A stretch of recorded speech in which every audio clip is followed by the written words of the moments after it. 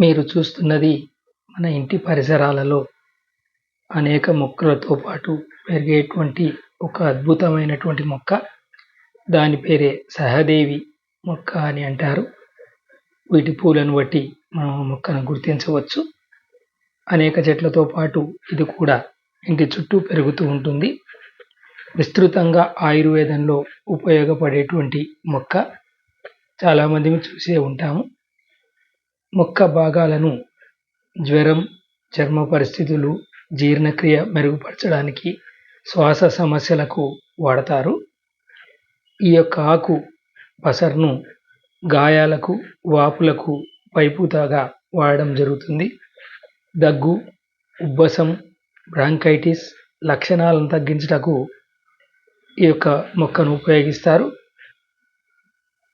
విత్తనాలను బాధాకరమైన మూత్ర విసర్జన పరిస్థితులలో ఆయుర్వేద వైద్యులు ఉపయోగించడం జరుగుతుంది.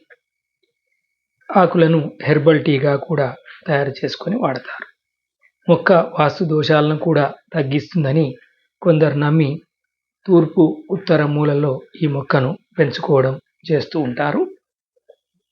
తలనూనెలలో ఉపయోగించి చుట్టూ యొక్క సమస్యలను తగ్గించుకోవడం కూడా చేస్తుంటారు.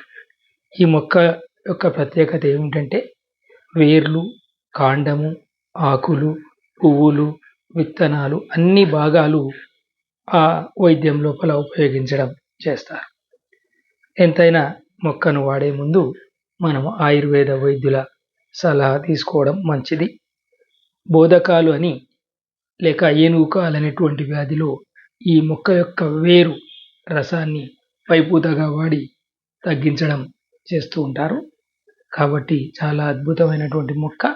దాని గురించి మనం తెలుసుకొని వైద్యుల సహాయంతో వాడడం వల్ల ఎంతో మేలు జరుగుతుందని చెబుతారు.